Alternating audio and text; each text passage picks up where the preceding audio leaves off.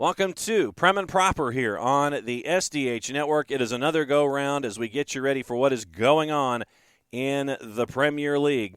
And after the international window is closed, it is now time to catch up with everything and get you ready for yet another go-round of competition with everybody back in as we take you through the international break, get you ready for match week number 9 coming up in short order. Very, very busy Saturday. And it is an equally busy Sunday and Monday. So let's get you caught back up on where we are in the table after 8 matches played across the board. Everybody has now officially caught up after the Luton Town match with Burnley officially is back up on the board. Kenilworth Road, remember, was not ready at the time, but after all of the construction and the £12 million investment, it is now good to go, as you've seen so far. Great crowds at Kenilworth Road, and good luck getting a ticket to anything going on with Luton Town these days. Let's get you through the standings and get you squared away with where things stand after 8 matches. It is Spurs and Arsenal. They are both at 20 points, both at 10 in goal difference, but Spurs with 2 more goals scored mean that they are on top right now on the table at 20 points and 18 goals scored. Manchester City has lost 2 in a row. They are at 6-0-2. They are at 18 points. They are currently in third. Liverpool staying in fourth at 17 points after hitting each column in their last 3 matchups. Aston Villa is fifth. They would be in the last European spot at the moment. Villa is at 16 points, and they are ahead on goal difference to Brighton, +7 to +5. Brighton is currently in 6th place. West Ham is in 7th at 14. Newcastle, with all the news swirling around Newcastle United, and we'll just call it that, they're at 13 points right now in 8th place. Crystal Palace, unbeaten in their last 3. They are at 12 points ahead of Manchester United on goal difference. News on the sale coming up in just a little bit. Chelsea is in 11th with 11 points, well ahead of Fulham on goal difference. Nottingham Forest is at 9 points. They are in 13th. They only have 3 points in their last 4 matches, but they've only lost once in their last 5. So that is why Nottingham Forest right now is in 13th place. Wolves under Gary O'Neill, unbeaten in their last 3. They are in 14th at 8 points. Brentford is at 7 points out of the blocks, and they have lost 3 of their last 4, and they're at 7 points ahead of Everton on goal difference. Luton Town is at 4 points right now ahead of Burnley on goal difference. Your relegation zone currently is Burnley, Bournemouth, and Sheffield United. So let's get you into the sound for the weekend and get you prepped for match week number 9. Let's start things off. We ended the standings with Sheffield United. Let's start with Sheffield United. Paul Heckingbottom, they are going into their matchup this weekend incredibly short-handed. Here's his injury update, courtesy of Sheffield United, their own self. Bash, first and foremost, he's still in hospital, so he's going crazy inside those 4 walls. He's had a couple of operations which were needed and necessary, so hopefully he'll be getting home to his family in the next few days. But like I said, they release you when they're ready, don't they? So as it stands, he's in the right place. They're monitoring him, making sure everything's okay. And the moment that they're happy for him to go, he'll be back up home with his family. Yeah. And what about the other injuries? Yeah, the others. Listen, it was a shocking week for us in terms of injuries. So the other 2 have had operations as well. Yeah, so they're going to be out for a long time until they're back fit. So I think you could see John's in the game. He was jumping for a header. Tom's was, we've got him to a point where he was ready to go, and literally the last kick of a ball in training, he's caught the floor and he's hurt his thigh. So. Yeah, a bad week for us in terms of injuries. The big matchup across the park this week, Everton and Liverpool. You're either red or blue. Sean Dyche, head coach on the blue side, courtesy of Everton, their own selves, breaks down what this rivalry means from his perspective as he's learning about it firsthand. A good time to face Liverpool after an international break. I know I've been asked that many times. Yeah. 12-30 games, so they've had a lot of players away who've travelled. Yeah, well, their record's very strong. They're a very good outfit, we know that.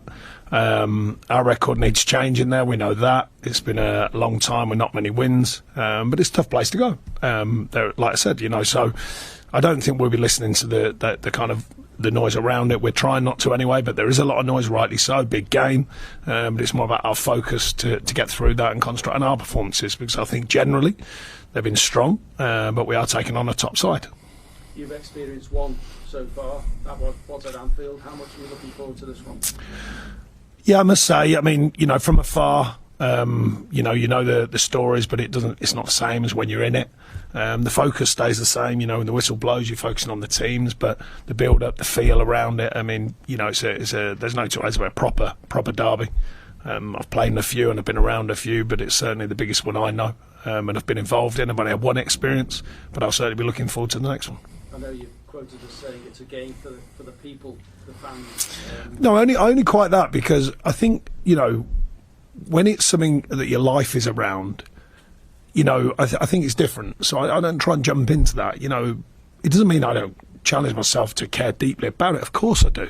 About the result, the feel of the performance, the feel around the Evertonians. Of course I do. But I haven't got the depth, so I always reference that, because I've always thought it was a strange thing. Particularly, I'm still relatively new to Everton, as a manager, and I think you earn the right to have that same depth about these games. So I'm learning all the time. But yeah, that's why I mention it's about the people, because it means so much. We mentioned Burnley as a part of the relegation fight right now. 1 win in their first 8, and they've only scored 7 matches. Vincent Kompany was asked about the injury and recovery of Darko Cherlinov. Here is his response, and it was a very, very scary situation for Cherlinov, as Vincent Kompany breaks it down for us, courtesy of Burnley, their own selves. Yeah, his story was quite scary, to be honest. And can you explain what happened to him, please? I don't know if I can use the exact medical terms, but anyway, we feared for him. He got ill, and this was blood poisoning. Unless there's a doctor sat next to me, I'm not venturing there. The only thing is, he was ill. He was really poorly, and he lost a lot of weight, and lost a lot of muscle. We feared at some stage that he might have to take a season out. But I think he had the mindset and also probably a little bit of help of treatments and a bit of luck to recover really, really quickly, and to have him back on the pitches now. It's I think for all of us it's a feeling of relief a little bit. And how desperate is he to play now in the Premier League? Because he's had game time this week, hasn't he? I think that side of things doesn't change from anyone else. I think all the players at the club are really committed to being good Premier League players and to showing themselves in that league, and he's no different. So he mentioned red versus blue, Everton and Liverpool. What about the Liverpool lineup with the international window and the travel that's associated? Here's a report from our friends at Sky Sports News about who's gone, who's having to travel a long distance and get ready for this matchup on the weekend. We expect Kostas Tsimikas to be his replacement. One Premier League substitute appearance so far this season. He did play for Greece on Monday in their 1-0 defeat at home to the Netherlands. He does have one Merseyside derby to call upon in terms of experience. He played in the 0-0 draw at Goodison Park last season, but will he be in the thinking of Jurgen Klopp? You would expect so, if it's to be a like-for-like swap. A lot of these players, of course, have been away on international duty. Some have undertaken some very long journeys indeed, and some have only just returned to Merseyside. The likes of Darwin Núñez, who had an excellent couple of games for Uruguay, scoring in the 2-0 win against Brazil. Goalkeeper Alisson actually was also involved but didn't play in that match, was an unused substitute, but obviously has undertaken the long trips to South America. A couple of others as well, the likes of Alexis McAllister, who has been in Peru playing for Argentina, and Luis Diaz, another one in South America, played for Colombia against Ecuador. He actually missed a penalty in that game, having also played in the previous game for Colombia, the 2-2 draw with Uruguay, where he came up against his clubmate Darwin Núñez, who did score a last-minute penalty to earn his side that 2-2 draw. So the question is, I suppose, can Darwin Núñez continue that goal-scoring form in the Merseyside derby? But in the thinking of Jurgen Klopp at the moment, who is to replace Andy Robertson? We mentioned Nottingham Forest currently in 13th place at 2-3-3. It was well into the month of November last season when they were getting wins on the board with any consistency at Forest. And like I said, right now they're at 13th place. Steve Cooper on the differences between the 23 season and last year. Yeah, I mean, listen, as you said, we're only 8 games in, and even though I've mentioned last season there in the previous question, we try not to compare too much to last season because with ourselves, because so much was different then to what it is now, which is normal, having 12 months sort of in the bank of Premier League experience. But the reality is, if you want to do well in not just this league, in any league, you've got to be able to score goals and keep the ball out of the net, and goal difference is always a decent marker of how you're doing with that, of course. So it's always an objective to keep clean sheets and to score more goals than the opponent, but that's, everybody will be the same. We feel like we are progressing. We feel like that we, as I've said before, with all the new players and everything, that we're aiming towards trying to build something. But building is what we are doing, and that's going to take time, and it's going to be ups and downs. But we've got to stick to the plan. We've got to commit to it. And like I said, every game that you play in this league is a real challenge, and in a variety of ways. So while trying to commit to what we want to be, we know that every day has got to be a productive day. Every game's got to be a productive game, and that's hopefully how we can progress. But it's one day at a time. It's one game at a time, and taking it as it comes. Hanging right there with them once again is Wolves, Gary O'Neill. You know the situation with Gary O'Neill, and Gary O'Neill was the coach at Bournemouth. He was relieved of duties. They brought in Andoni Iraola to take over at Bournemouth, and so Gary O'Neill was asked, as he was picked up by Wolves, a team that is operating on a budget, something that Gary O'Neill knows a whole lot about, what's it like for him and how would he address his own coaching style when it comes to how he's trying to get the message across at Wolves? Hard-working, definitely.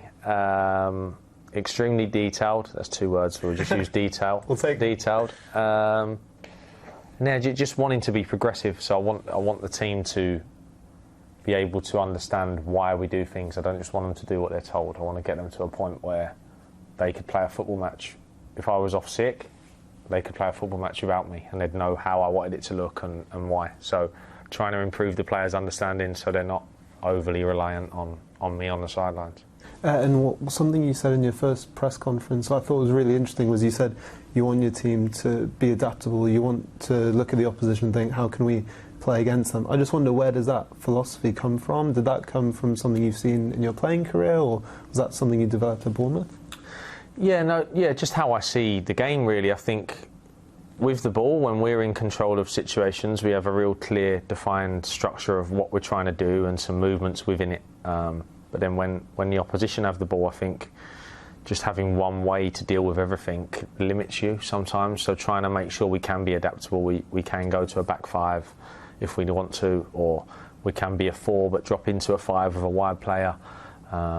We can press 4-4-2, or we can try and lock to the side with a single 9, trying to fit the game plan perfectly to what is required this weekend is the way I see it, out of possession generally, but also understand the benefits of having some core ones that the lads understand very, very well. We mentioned the situation at Newcastle right now in 8th place, 4-1-3. They've scored 20 goals in their first 8 matches, only given up 9. They're unbeaten in their last 4, but all the news is around Sandro Tonali. And what is up with Tonali? What did Newcastle know? When did they know it? These are the questions that we'll eventually find out. Newcastle seems to be wanting to chase after the fee that was associated with Tonali, considering that there may be a long suspension in his future for violation of gambling rules during his time in Italy and with Italian football. Here's Keith Downey at Sky Sports News breaking it all down. Yeah, Joe, bad news. This sounds not just for Newcastle United, but for Sandro Tonali himself as well, after news emerged this morning that Sandro Tonali has admitted to betting on football matches in which both he played and in which both he didn't play during his time at AC Milan. And obviously with that will come a punishment for the player. This is part of an illegal betting probe that's been going on for the last few weeks over in Italy. Tonali was withdrawn alongside one other player from Aston Villa last week from the international squad. He was supposed to be playing against England last night, but didn't as a result of that. Came back to Newcastle before then yesterday, travelling to Turin for a hearing with the Italian Federation, where he was asked questions about his involvement on the illegal betting platform. It's there, Joe, that he's admitted to betting on football matches, betting on AC Milan matches in which he was involved, and betting on AC Milan to win in matches that he played in. Now, with that could come a 3-year worldwide ban from football. But because he has helped with the investigation, because he has admitted his guilt, he is likely to face a lesser ban than 3 years. Yesterday we heard the Juventus midfielder Nicolo Fagiolo given a 7-month ban. Now, he was the first player to come forward and admit his guilt. He went forward to the Italian FA and admitted his guilt. He was given a 7-month ban. But the fact Tonali's situation is slightly different, he didn't go forward with that information, would suggest that it's more likely he will face a longer ban. But I don't think it'll be anything like the 3 years, which is the total that he could get. So a messy situation for Newcastle United and for Sandro Tonali. Remember, they signed him for £55 million this summer from AC Milan. He became the club's second highest signing. The question, of course, now comes as to what did AC Milan know in the summer when they sold him to Newcastle United. But of course, the news Newcastle will not want is that he's admitted to his guilt in this illegal betting probe. And as a result of that, as you say at the top, he faces a lengthy ban from worldwide football. And then at Brentford, there's an anniversary coming up. Thomas Frank is in his 5th season with the Bees right now, once again, having issues not having a talisman up top and Ivan Toney, but they've scored 11 and 8. Right now they're in 7th place. They've lost 3 of 4, but Thomas Frank, in an interview with Sky Sports News, was asked what it's been like over this last 5-year period to see where the team has grown and where they are with him in charge. I think it says, most importantly, that Matthew Benham, the owner, Phil Giles, Lee Dykes, Johnny Varney, I would say they're the key figures, on top of me, and that are the leadership group, or what we call responsible, trusted me, and hopefully I've done a good job together with the staff and the players. But I know, of course, it's not the, how can I say, most common thing that you are 5 years in the same job in football. And for me, it's a big privilege to be able to do it, because when you do that, it's because in general we have had success, and if you have success, it's also because it's been most likely a well-run club, and definitely in this case it is. If someone had said to you on the 16th of October 2018 that you would still be in charge 5 years later, and this is what you would have achieved, this is the success you would have had, what would you have said to them? I would have said that would have been the dream. No doubt about that. Of course, when you take over and you are in the championship, at least 22 teams are dreaming about Premier League to get out of the most difficult league in the world. So of course we were dreaming about that. That was the ambition. But we know it's difficult, and then be able to stay here and adding layers, and hopefully we can. Keep staying in the Premier League and be an asset. We talk about that a lot. We don't want to just be here. We want to be an asset. We want people to like Brentford, and that's difficult in the most relentless and difficult league in the world. But we're enjoying it so far. So that sets us up for the 3D, and it's time for Drew Dickinson and his diatribe. And I know that at the top of the list, it's going to be a discussion about what's going on at Manchester United. So here is the 3D. Go ahead, Joey. 3D! Yo, what's going on, everyone? This is the 3D. This is the Drew Dickinson diatribe. If you're new to the segment, Just want to let you know I'm a massive, massive Manchester United fan, and that's where we're going to start. So if I were you, I would buckle up. Yes, my beloved Manchester United has made non-footballing headlines once again. And once again, it revolves around the cesspool that is the Glazer family. For about a year, the Glazers, who also own the NFL's Tampa Bay Buccaneers, have had Manchester United on the market. The sale has pretty much boiled down to two main parties, one being Ineos, led by British billionaire Sir Jim Ratcliffe, and the other by Sheikh Jassim bin Ahmad Al Thani. So let's break it down a little bit. Sheikh Jassim's bid was for full control of the club, 100% stake, clearing all debt, and an additional $1.7 billion to go towards an improvement of Old Trafford, Carrington, and that will also include money for new transfer targets. That comes to an overall $8 billion investment. And of course, the Glazers have seemingly turned this down. Are you freaking kidding me? $8 billion, about 6.5. We'll get into it a little bit more. So Sir Jim Ratcliffe, he sent in a bid wanting 69% control, kind of similar to the Glazers' percentage now. Since he has revived his bid, which is to purchase 25% of the club, be in charge of all footballing operations. And most important, and even more freaking unfortunate, this would mean keeping those slimy, greedy Glazers at the club. So you guessed it, the Glazers have accepted this bid from Sir Jim Ratcliffe, and this bid is going to go to the board for a vote, which I think is today. That might have been moved back a little bit due to some legality situations. Don't quote me on that, but I think the vote is today. But it's just, it's absolutely disgusting is what it is. So let's break down some numbers for you. Sheikh Jassim, he was going to basically put $6.5 billion into the slimy pockets of the Glazers. $6.5 billion, that's double the $3.3 billion market value of Manchester United today. The $600 million debt that United currently sit in, the Sheikh was going to clear it all.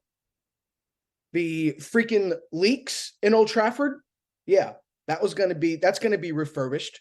He also wanted to, if I read this correctly, he also, wants to expand Old Trafford. The place is, it's just been there since 1910. So on and so forth. Like I said, the transfer targets, which is extremely important for the manager to finally and possibly, hopefully, get first choice targets. 18 years of this BS at Man United.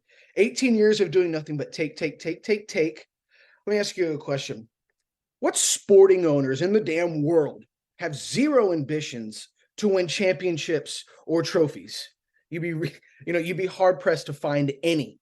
If I'm being honest with you, it just amazes me. I've got so many questions regarding the Ratcliffe and the Glazer deal as well. How do you own 75% of a football club and have no say in the project? Remember, Ratcliffe wants to purchase 25% and be in control of all footballing operations.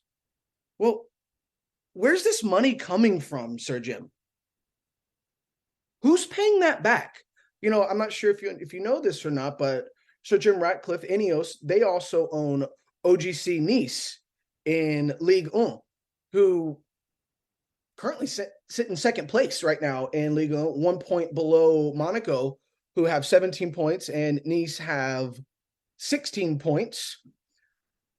But it took a while for that to happen, and I'm not throwing any shade at Nice or anything like that. But how does that affect Ineos and Ratcliffe's relationship with Man United?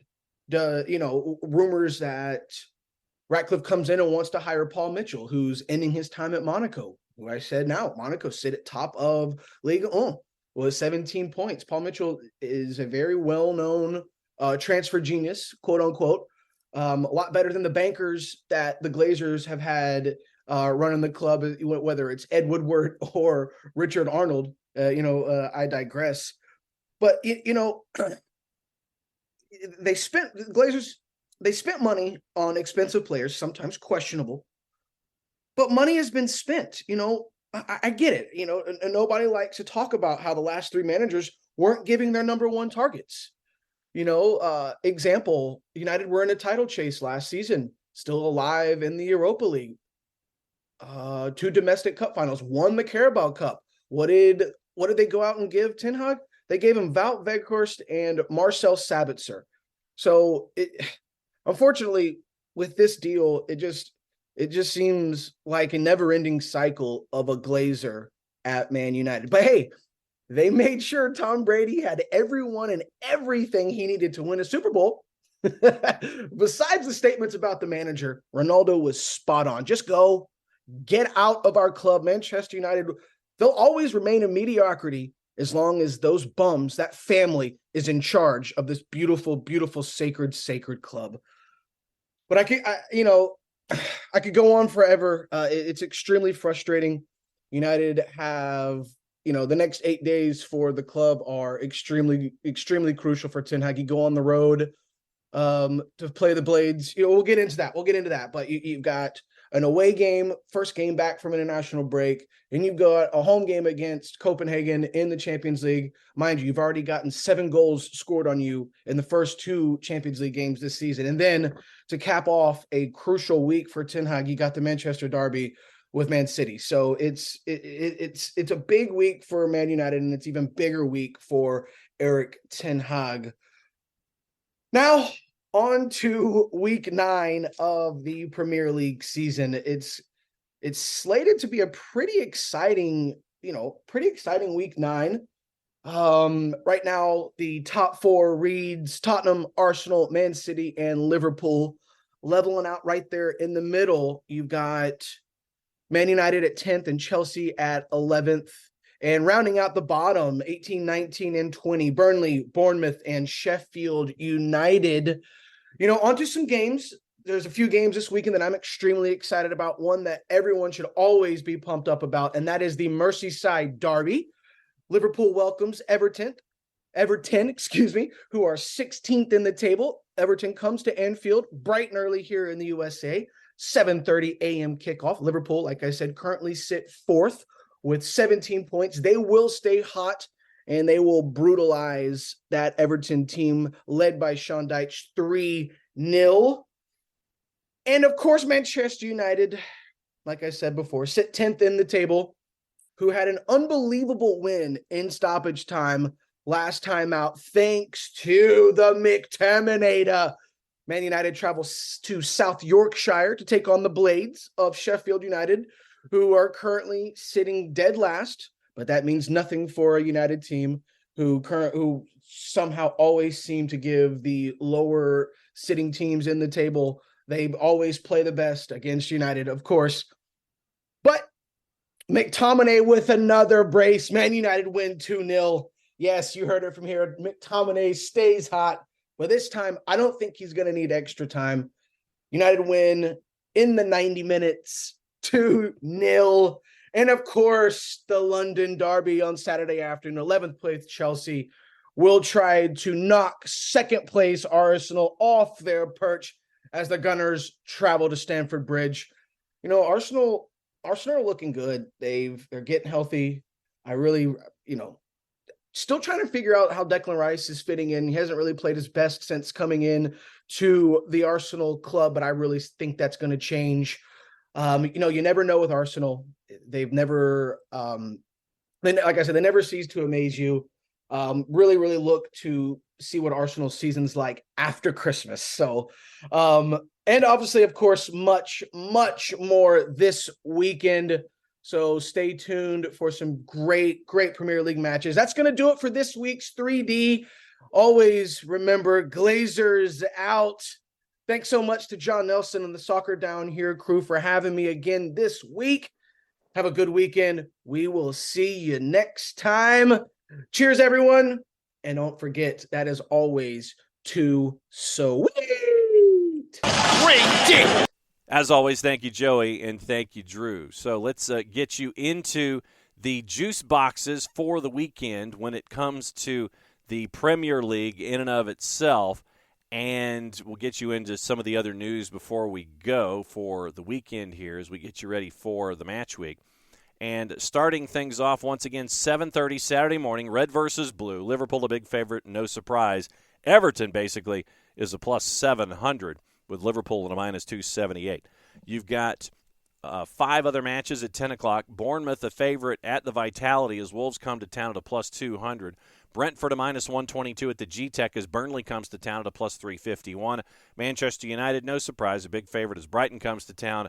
Roberto De Zerbi, someone who has garnered a tremendous amount of respect from Pep Guardiola, is a plus 584. Your draw is a plus 457. Manchester City is a minus 238. Newcastle at St. Mary's is a big favorite at a minus 213 as Crystal Palace comes to town. One of the more interesting matchups of the 10 o'clock window, Nottingham Forest hosting Luton Town at City Ground. Forest is a minus 143. Luton is a plus 441. Your draw is a plus 286. 12:30 matchup, Chelsea and Arsenal. Arsenal a road favorite at a plus 129. Chelsea a plus 2.25 at home at Stamford Bridge. Your draw is basically a plus 250. And your late game, 3 o'clock on Saturday afternoon, Sheffield United hosting Manchester United. Manchester United a minus 233. Sheffield United, with all the injuries that we heard from Paul Heckingbottom, is a plus 627. On your Sunday, the one matchup at 11:30, Aston Villa and West Ham. And Villa is a minus 110. Draws a plus 290. West Ham is a plus 297. Monday Night Football, 3 o'clock, Tottenham and Fulham. Spurs are a minus 192 as Fulham comes to town at a plus 500. News and notes before we go when it comes to all of the activity in the Premier League. And Everton looks like if the deal with 777 does not go through, they could be responsible for another $20 million to 777. Interesting stuff there. Eddie Howe is not interested in replacing Gareth Southgate as manager in England. Eddie Howe looks like he's happy right now building what he is building when it comes to Newcastle and how that is going to be built. Tom Morgan at The Telegraph says that at least one Premier League match could be moved to Christmas Eve with scheduling discussions to be finalized on Friday. We all know about festive fixtures and how crazy it is where you're playing 3 matches in 8 days, what have you. Club sources, according to Morgan, claim proposals to move the first match to December 24th since 1995 were raised this week.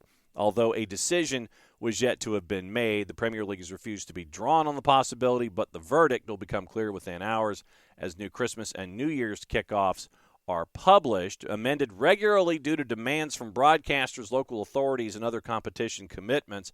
However, according to Morgan, the prospect of moving matches to Christmas Eve has always been a contentious topic, especially for away fans. December 24th matches previously discussed back in 2017 shelved amid pressure from members of Parliament and fan groups expressing concern over potential travel problems. Club sources maintain, however, that at least one current December 23rd fixture is in danger of being moved to Christmas Eve, which this year falls on a Sunday. Other insiders have also raised the prospect, according to Morgan, of some December 30 travel games being moved to New Year's Eve, which also could present some travel difficulties. The only match in the modern version of the Premier League played on Christmas Eve was Leeds' win back in 1995. And sources close to the Premier League said decisions on scheduling were still being finalized. Also on the board, Jadon Sancho, apparently, according to James Ducker, has one last chance to save his Manchester United career, but by all indications, looks like he wants to go back to Germany, and it looks like folks may not necessarily hold him back when it comes to that particular idea on his plate. Also, when it comes to activity in the Premier League, as you heard from Drew, Sir Jim Ratcliffe still waiting on the Manchester United deal. We'll keep an eye on that. More news on the Everton front. Ben Rumsby once again at The Telegraph. Uncertainty over Everton and 777. Everton could owe £60 million by the time the planned takeover is approved or blocked after being loaned another 20 by their prospective new owners. Telegraph has been told that the U.S. firm has provided the debt-ridden club more working capital to cover a second month's worth of wages while they attempt to complete the £500 million purchase.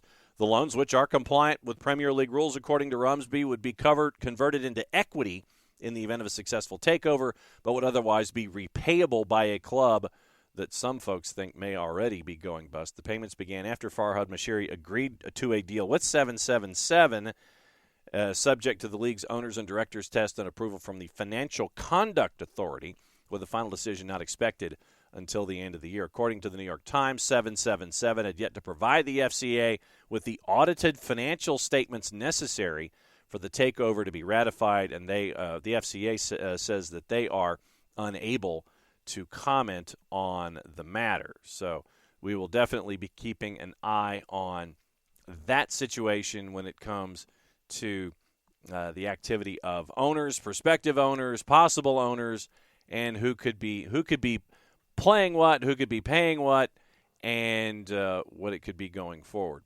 Aaron Ramsdale, article by David Heitner with The Guardian. He is opened up, and he says he's suffering and hurting at the loss of his status to David Raya. Ramsdale overlooked by Gareth Southgate for England's win over Australia. The manager picked Crystal Palace's Sam Johnston, who does lead the Premier League currently in clean sheets this year. Ramsdale shown applauding, and when he saved Brennan Johnson during last month's North London derby. Ramsdale started the season ahead of Raya. Mikel Arteta has selected Ramsdale only once since the September international break against Brentford in the Carabao Cup. Ramsdale said when he was asked about it, because it's one of the first times it's happened with the situation, it's been difficult. There are times where you're doing the right thing, but it's the wrong thing, and if you don't do it, it's the wrong thing. So it's a double-edged sword. There's a lot of attention. It's a position where it's famously said if you're not spoken about, it means you've done a good job. There's a lot of talk at the minute, whether it's me or David, who plays. We need to be able to just focus and play, but at the same time, it's a strange big headline. It's one that we're working through as a club. It's one that the manager puts in front of us. We have to deal with it. That's what we're doing.